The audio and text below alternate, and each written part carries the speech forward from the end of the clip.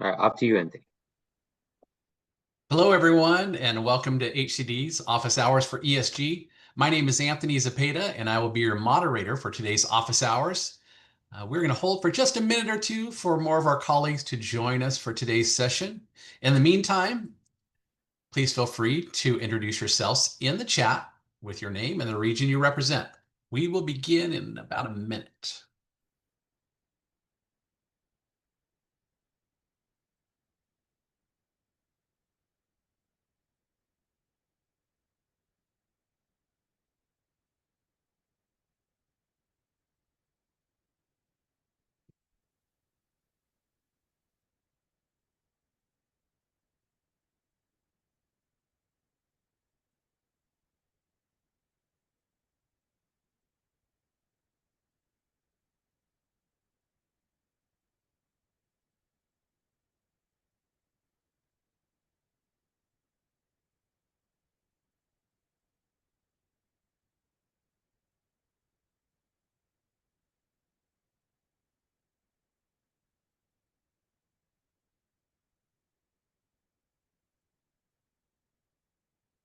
Great to see everyone in the chat. For those of you just joining, we are giving it a couple of minutes to have some more of our colleagues join. In the meantime, please introduce yourself in the chat with your name and the region you represent. And we're going to start in about 30 seconds.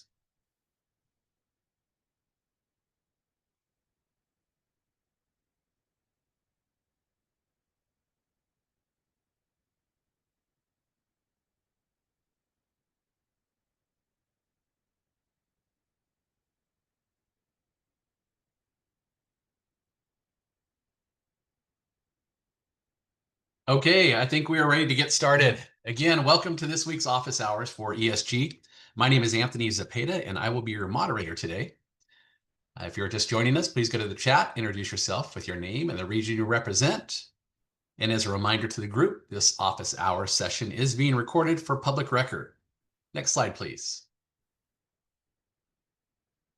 Go over some of the ground rules, how to ask a question. All of your questions must be submitted in the question box, not the chat, the question box. The question box, if you look on your ribbon down below, you'll see a chat button. You just press it there. I'm not chat, sorry, Q&A button.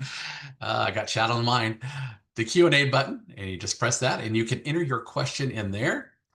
Please type your organization and the question into the question box, and the ESG team will read your questions out loud at the end of the presentation, and we will do our best to provide answers throughout the presentation via the Q&A box.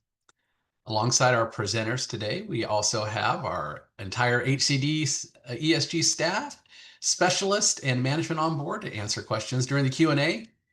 And last reminder, please put your questions in the Q&A box. Don't put them in the chat because they tend to get lost and we have a hard time tracking them there. One quick addition to the ground rules that we've started in our technological times.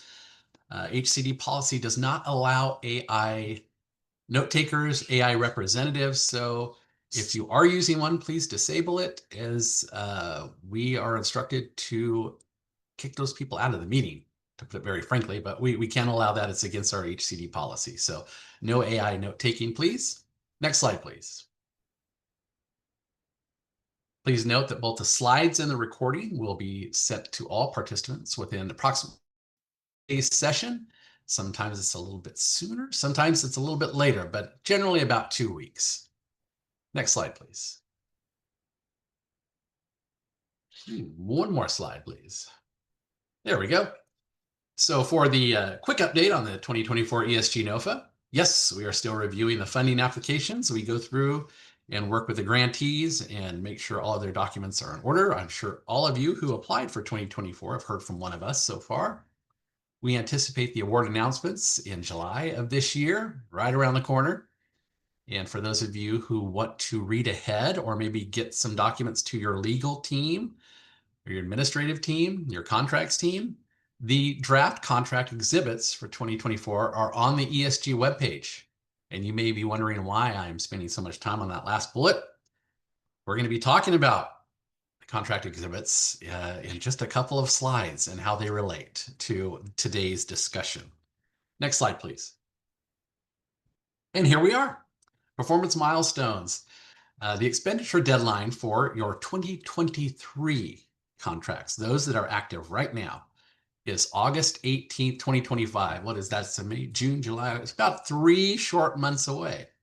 And there is an expenditure deadline in your standard agreement that 80% of the contract must be expended by June 18th, which is approximately a month away. So if you've already spent, fantastic. Reach out to your grant representative for a certificate of completion and further instruction. However, if you are having trouble meeting that performance milestone and you don't think you'll meet that deadline, please reach out to your grant representatives or the ESG NOFA inbox, and we can assist you in moving forward. Next slide, please. And once again, I wanted to reiterate this. The contract language for your current 2023 contract specifies that grantees are required to submit at least one request for funds, or RFF, per quarter. Of course, you know, every month or every other week we get on here and let you know that we highly recommend that you submit them monthly. But we do want to remind you that there is specific contract language. It is a performance milestone that grantees are required to submit at least one request for funds per quarter. And you have to also submit those 120 days after your contract has been approved. We'll get on that in the next slide. But if RFF deadline is missed, a written action plan must be submitted. If you have not submitted an RFF yet, there's a good chance that you might be out of compliance with your contract and you will be hearing from us. So please reach out to your representative or the NOFA inbox and we can help you with that. Next slide, please. So in terms of the RFFs, we have a performance milestone about submitting within 120 days of your execution date of your contract. That date's going to vary depending on when your contract was approved. And then there is the first RFF reminder, and then there is the request for funding requirements. So when you actually send it, there are some requirements this year that sometimes we are finding that people are missing. And so we want to give you a quick reminder on these. For your first RFF, full backup documentation is required for all line items on a DER. If you have rapid rehousing or homelessness prevention, you must have approved policies and procedures in place. We also ask that you redact all personally identifying information, or PII. And as a guideline there, we do have a secure server, and it does meet all the requirements, federal and state requirements for privacy. And you are submitting through eCivis, which also has as an additional layer of security. So when you're submitting your RFF and you're redacting the personally identifying information, you don't have to redact, the entire thing. Sometimes we get them where we can't even correlate, the rental agreement and the RFF. Use client file name numbers or client file numbers from your HMIS. It's much easier for us to track. And if you do have questions on PII and how much needs to be redacted, please reach out to your rep and we can help you out with that. Next slide, please. So for the first RFF, that was requirements. For the second RFF and all subsequent RFFs, we will look at 2 line items per component. The grantee identifies which 2 line items they want us to look at. They are submitting supporting documentation for those 2 line items per component. And if it's rapid rehousing or HP, please include full client files and please redact all personally identifying information. The caveat we always put on here is if we're finding a lot of problems in your RFFs that we need to help you with, we may ask for additional supporting documentation. Next slide, please. So continuing on this theme, it's very important for us and it's very important for our grantees to get these right. It helps us pay you faster. It helps us get the money deployed faster, and it helps those folks out there who need the help the most. So we really want to expedite this process when processing your RFFs. So complete client files. A quick reminder, we do have checklists for this on the ESG website, and we can drop those in the chat at your request. But a good overview is in terms of supporting documentation, we have the HEAD HCD client file checklist. You can also reach out to the NOFA inbox or your representative if you need assistance. And for a little more detail, we'll go to the next slide. Some of the examples of complete client file, especially for rapid rehousing and HP. For example, we're going to look for rental lease agreements, signed, dated, and the dates are correlated with when the participant entered the local HMIS or coordinated entry. We're going to look at copies of rental payments and invoices to make sure those match. The Violence Against Women Act, VAWA, we're going to look for that addendum. That's required, I believe, federally and at the state level in all rental lease agreements, as is the lead-based paint notice. We're required by HUD to have a completed certified rent reasonableness certification. Next slide, please. And if you have questions, if this is all coming at you kind of quickly, if you're new to this, reach out to us. This is your team of representatives, Sam, Giovanni, and myself. If you can't reach us, you can always reach the NOFA inbox, which is monitored during normal business hours, Monday through Friday. Next slide, please. And before we get to the questions, I think I covered anything. And ESG team, did I miss anything? Tim, did I miss anything from program? Nope, I think everything is good. Fantastic. Is this the moment where we can answer some questions Sure, if we have them in before the we dive in? yeah. Okay. Great. So there was one that I actually answered in the Q&A box. I actually put it in writing. So it was to Chris. So Chris had a question about the 2024 ESG application and amending the budget. So I did type an answer to you, Chris, so hopefully you can see that. But as long as the application is put into draft mode by ESG staff, you can make edits to the budget. And so that is possible. So please confirm with the representative that you're working with that your application is in draft mode and you can make those edits to the budget. So that is possible. Fantastic.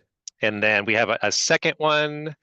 It's from Ben. Let's see, are there any new federal ESG grant requirements, funding stipulations, and or conditions that have been passed down to HCD grantees in the 2024 standard agreement, especially compared to previous standard agreements? And Ben, it's like you're one of us. You're teeing us up with these questions. Thank you. That's a great question. And I touched on it in the update slide. In your contracts for the 2024 boilerplate exhibits, the exhibits that are on the website that I mentioned earlier that you can review and your contracts and legal team can also review, there is additional language in terms of performance milestones moving forward with the 2024 NOFA. And so for this contract and then moving forward, these will be in place. It's not a huge difference, but we're really laying out the details of the performance milestones. In the past, it was more general, but now we actually have specific dates. You have to have this much expended by this date, this much by this date, the expenditure date, deadline is this date. Your authorized signature reps have to be in order, but those are the only changes at this point. There hasn't been anything on a national scale, or I guess a better term would be there have been no federal updates. And the only state updates are related to the switch from ESG state regulations to the ESG guidelines, which we covered extensively in December and January of this year, December last year and then January of this year in office hours. But reach out to your rep if you want to get a little better idea, but it's just generally performance milestones and monitoring that are being, the language is being beefed up a little bit. Okay. Thank you, Anthony. And that's all the questions now. So carry on. Awesome, Tim. Thank you so much. And so next slide, please. So for today's office hours session, we're going to be doing a deep dive into one of the ESG components, homelessness prevention. And much like last time, we're going to start with a video which provides a general overview of the HP or homelessness prevention program. And this video and all the videos that we'll show you are available on the HCD website or on a HCD YouTube page, which we can drop the links in the chat. And so, Gio, if you want to tee that up, the video, we can go ahead and jump to that. And if you have challenges, let me know. I can share my screen. All right, can everybody see? Yes, perfect. Perfect. This video, you'll learn about the homelessness prevention component within the Emergency Solutions Grants Program, or ESG. But first, let's take a brief look at ESG itself. ESG is a federal grant program offered by the U.S. Department of Housing and Urban Development, or HUD. The California Department of Housing and Community Development, or HCD, receives ESG funds directly from HUD and administers the state's annual ESG allocation. ESG assistance is flexible and can be used to support a variety of activities under 5 project types or components: street outreach, emergency shelter, rapid rehousing, the Homeless Management Information System, or HMIS, and homelessness prevention, which is what we'll talk about here. The 2 primary goals of homelessness prevention activities are to prevent people from experiencing homelessness and to help them regain stability in their current housing or other permanent housing. HCD achieves these aims through housing relocation and stabilization services, as well as short-term and medium-term rental assistance. Individuals and families who have annual household income below 30% of the median family income for the area and who are at risk of homelessness would be considered eligible for homelessness prevention assistance. This includes people in one of 3 groups. First are those who are about to lose their primary nighttime residence within 14 days of the date they apply for assistance, who have not yet secured another place to live and who lack the resources or support networks they need to obtain permanent housing. Next are those who are fleeing or attempting to flee dangerous conditions such as domestic violence, dating violence, sexual assault, stalking, or human trafficking, and for whom their primary nighttime residence is a highly unsafe place to be. These people have no other residence, nor do they have the resources or support networks in place to find one. And third, those who meet the ESG program's at-risk of homelessness definition. These people have no resources or support networks whatsoever to prevent them from experiencing literal homelessness, and they must meet at least one of the following conditions. They have moved 2 or more times in the past 60 days or have been living in someone else's home due to economic hardship prior to applying for ESG assistance. They have been informed in writing that they will lose their current housing or living situation within 21 days of applying for assistance. They have been living in a hotel or motel, and the cost of their stay is not being paid by a government program or charitable organization. They live in a single-room occupancy or efficiency apartment with 1 or more other people, or in a larger housing unit with more than 1.5 people per room. They are exiting a publicly funded institution or system, such as a healthcare facility, correctional program, or foster care. Or they live in another type of housing that has characteristics of instability and an increased risk of homelessness. So now that we know who is eligible for funding, let's see what activities are eligible. In other words, how can the homelessness prevention component best help people in need? There are 2 primary ways in which ESG helps vulnerable individuals and families back on their feet and closer to a safer, more permanent home. They are housing relocation and stabilization services and short-term and medium-term rental assistance. Housing relocation and stabilization services addresses the cost of normal arrangements with housing owners, landlords, utility companies, and other third parties for things like rental application fees, security deposits, rent, and moving expenses. It can also cover costs associated with housing search and placement, case management, landlord-tenant mediation, legal services, and credit repair. Short-term rental assistance can provide funding for up to 3 months of rent, while medium-term rental assistance can provide between 4 and 24 months of rent. Staff and overhead costs directly related to carrying out homelessness prevention activities are also eligible. Finally, it's important to note that these costs are only eligible to the extent that the assistance is necessary. As you know, ESG exists to help program participants regain stability in their current housing or move into other permanent housing and achieve stability in that housing. All homelessness prevention projects funded through HCD must have proper policies and procedures detailing how each funded project can be part of the local coordinated entry system via their local continuum of care. More information is available from your coordinated entry leadership. On a related note, ESG-funded homelessness prevention projects are required to enter data on all persons served into their local HMIS.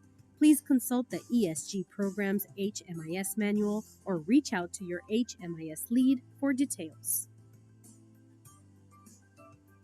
In closing, we encourage you to read the Homelessness Prevention Policy, which sets out how HCD expects state-funded homelessness prevention initiatives to operate.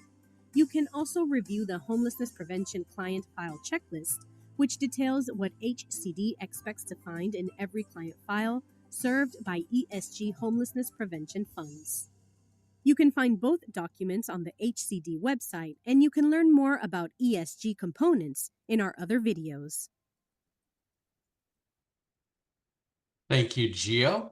And we'll be moving back to the presentation here in a moment.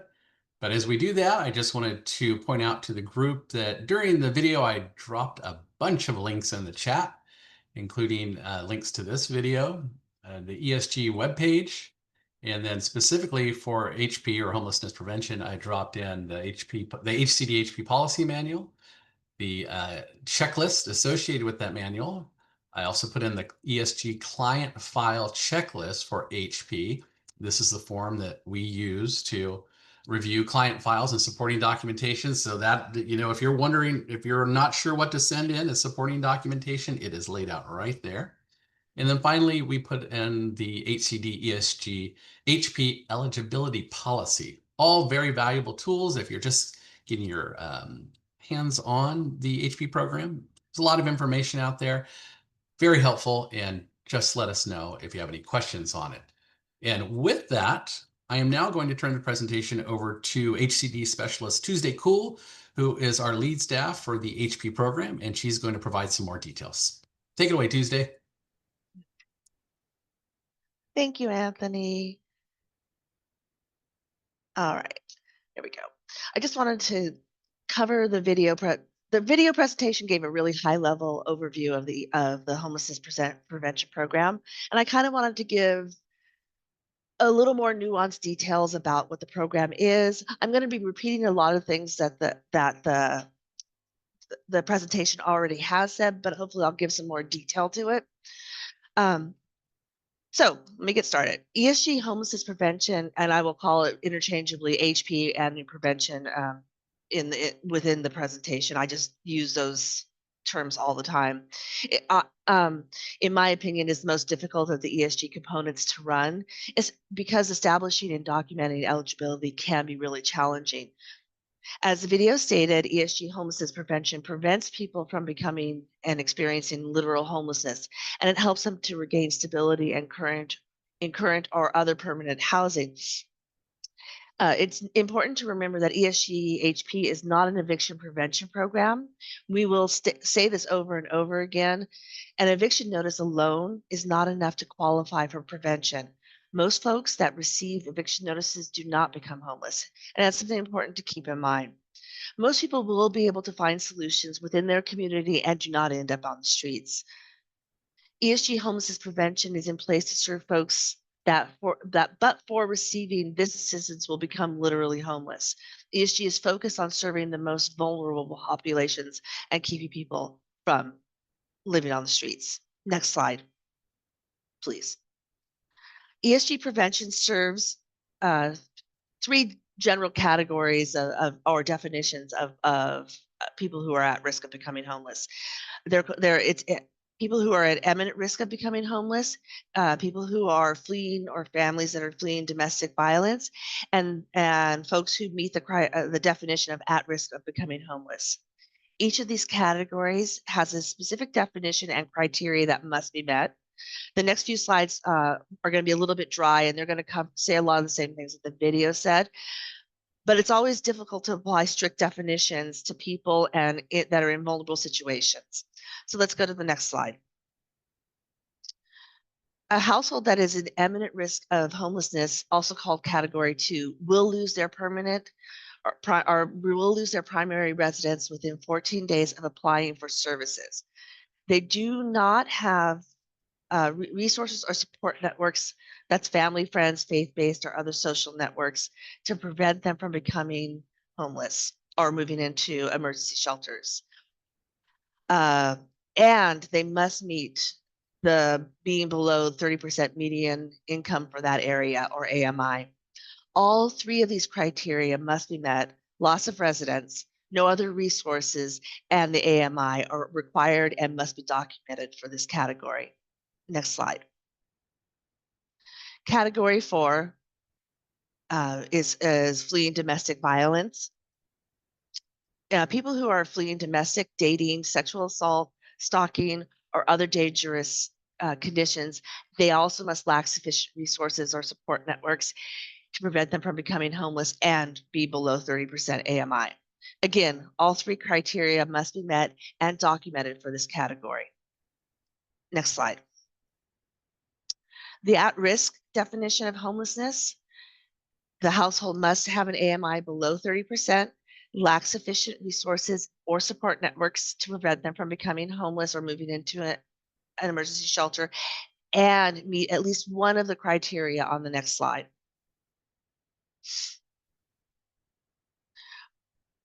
These definitions, no, I cut that. These definitions were actually covered better in the video. So, and this is kind of a, this slide is more of a shorter criteria for what there are. You need to look in the policies and procedures to see what the real rules are, but you're essentially looking at people who would be losing their housing within 21 days of applying for assistance and don't have any other resources, and in general usually have kind of unstable houses to begin with. They must still be below the 30% AMI and lack supports, and meet one of the criteria within the definition of at risk. Next slide. Next, I'm going to cover some of the services that homelessness prevention can provide. The housing relocation and stabilization services, which is rental application fees, security deposits, rent, and moving expenses. Case management associated with landlord and tenant mediation, which is a really important part of homelessness prevention. In general, homelessness prevention has a lot more case management to it than other, or more immediate, timely case management than other components within emergency solutions grants. You can pay for legal services and credit repair. And this is really important, I think a really good use of homelessness prevention. You can make a one-time payment for up to 6 months of rental or utility arrears. So that it is a quick way to get people stably housed and keep them into the housing that they're in, or pay past due rents to get them into new housing. Next slide.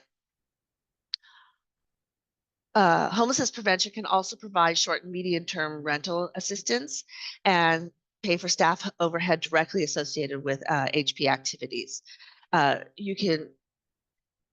Clients can receive up to 24 months out of 36 months of assistance with this. It's the same criteria as rapid rehousing. The services offered with ESG prevention are again the same as what's offered for rapid rehousing, but the population is different. You have to have that criteria of, but for this assistance, they will become homeless, and the 30% AMI. So the HP costs are eligible to the extent that the assistance is necessary, and the household will regain stability.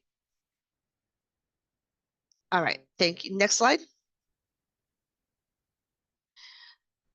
ESG HP requirements. Your prevention program is required to have written and HCD approved policies in place. Your program must enter all participants in your local homelessness management information system, HMIS. Your program must use the local COC coordinated entry system. Next slide. Homelessness prevention in practice. Now I want to discuss a few thoughts, misunderstandings, and issues we have faced in managing the prevention projects. I can't say this often enough. ESG is not an eviction prevention program. An eviction notice does not mean a person will become homeless. Most people have the resources to retain new housing. They can stay with family, they can stay with friends, or they can have otherwise established stability. The goal of ESG homelessness prevention is to prevent households from becoming literally homeless. Your casework will help you identify clients who are most in need of this funding. Homeless prevention resources are limited. How they may be used is limited. Best practice for these funds is to assure the participants meet both of the following criteria. But for ESG HP assistance, they will experience literal homelessness. And with ESG HP assistance, they will remain in safe housing. Next slide.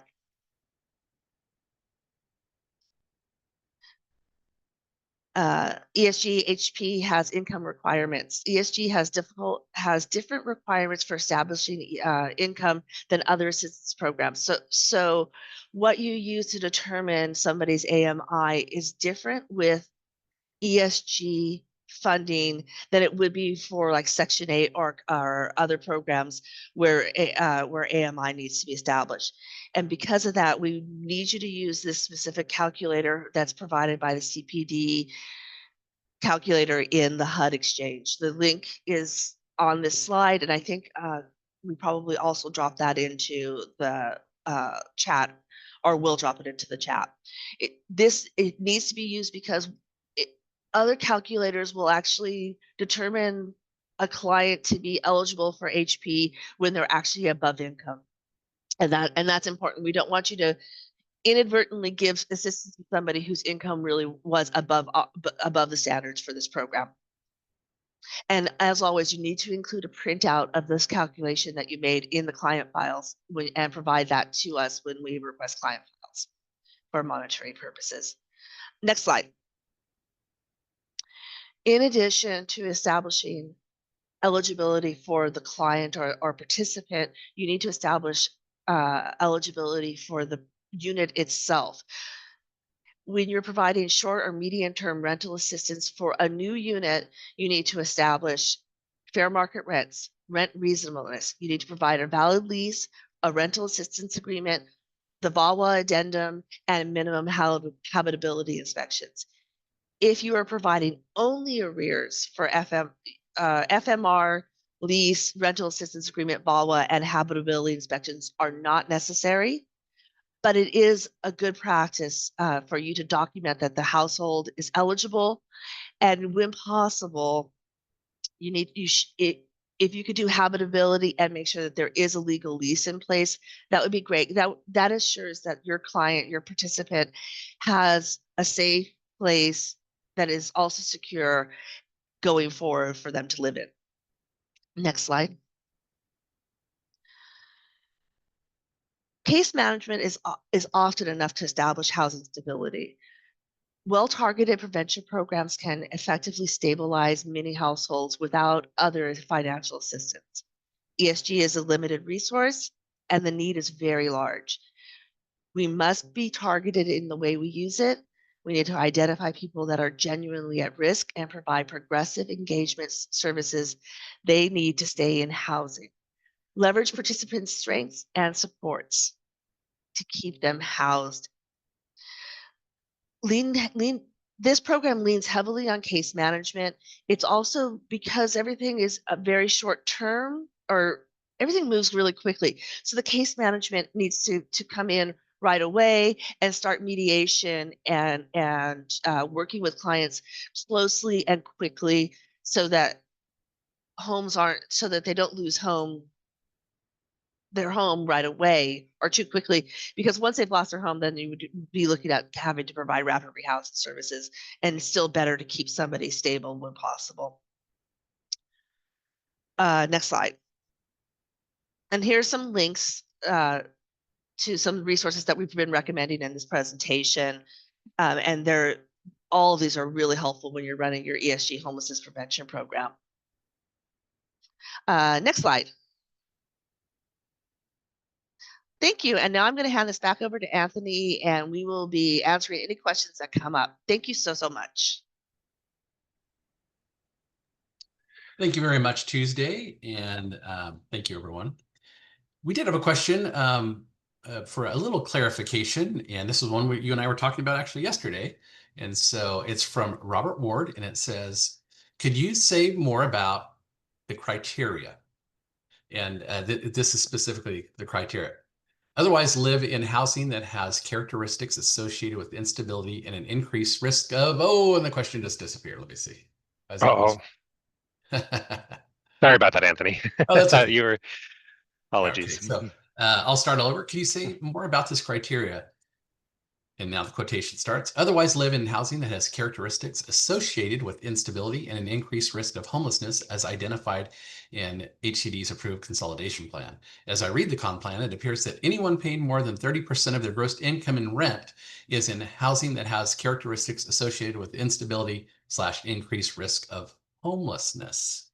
And I think one way, there's a couple ways to answer that. I'm going to let Tuesday have her more nuanced view after I say that there is, in addition to criteria that we talked to yesterday, Tuesday, if you recall. I think that is my take on it, but I will let you take it now.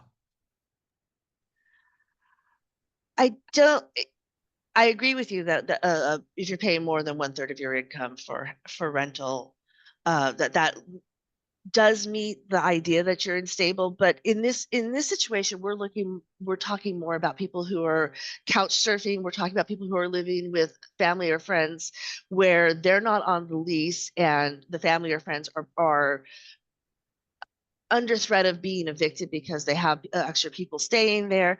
They're staying in hotels or motels and paying for that, which is very, very expensive and not stable at all. I have not seen, and I don't think that we can apply that if they're paying more than 30% of their income as being unstable enough to qualify for this particular HP. Again, there are other homelessness prevention and eviction prevention programs that have more flexible criteria. Emergency solutions grants are very specific for people who are either living on the streets or in other places that aren't considered habitable, or preventing them from becoming there or from going there. And it's very hyper focused on that. And this resource probably would not qualify for that particular criteria. Yep. Thank you, Tuesday. And in a less nuanced way, as Tuesday is the expert and I am not, but there's going to be HCD policies within the con plan and that are not necessarily the same as the specific federal requirements of HUD's ESG program that HCD implements at a state level. I know that's kind of a big statement, but that's just a way of saying that, yep, and in our con plan, it says anyone who has, that 30% criteria is instability of housing, but not according to HUD and their ESG HPAMI requirements. So great question, Robert. Really appreciate it.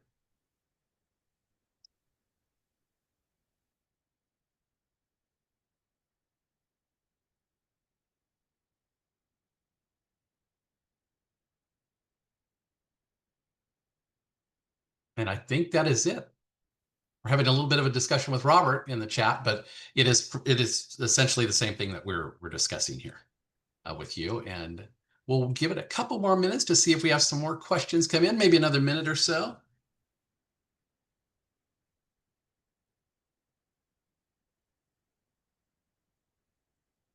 In the meantime, Gio, you can go ahead and jump to the next slide.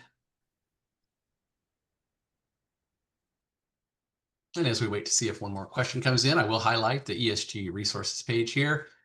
All of this information and all the information that I dropped in the chat today is available on the ESG webpage. You can find the link here. And I can also drop it. I also dropped it in the chat at the beginning. If you don't want to, since you don't have the slides yet, you can click on it straight from the chat. And our ESG program team, you can contact us at the ESG NOFA inbox, monitored Monday through Friday during normal business hours, or you can contact your reps directly. And with that, it doesn't look like we have any more questions coming in, but we will still keep looking at that as I wrap up these next few slides. Next slide, Gio, please. You can follow us on the social media, on our Facebook page, our LinkedIn page, or our X page. Next slide, please. And as always, especially after talking to a couple of you today online here, we're always looking for great people to join our team and improve our mission. And you may or may not heard that the Department of Housing is splitting up into another division this year. That was approved, I believe, at the state level this last month. So there are going to be positions open and for working in homeless or homeless prevention or in homeless solutions, and also in general, all of the programs that HCD implements at a statewide level. We would love to have you on board, and there's a link here. You can always take a look on the CalHR website as well, and we would love to have you on our team. Now, with that, nothing left in the chat and nothing left in the Q&A. Oh, wait, I see one in the chat. What is that one? Someone might have snuck one in there at the very bottom. Oh, okay, great. It's not another question. So thank you all so much for attending today's office hours. As always, reach out to us if you have questions. But until then, we will see you in 2 weeks on May 21st, where we will probably be going over emergency. What is it, Tuesday? HP. I was trying to think of all our components. We're going to be going over the next Emergency shelter. which is emergency shelter. Yeah. Yeah. So until then, thank you so much, and we will see you next time. Take care. Bye-bye.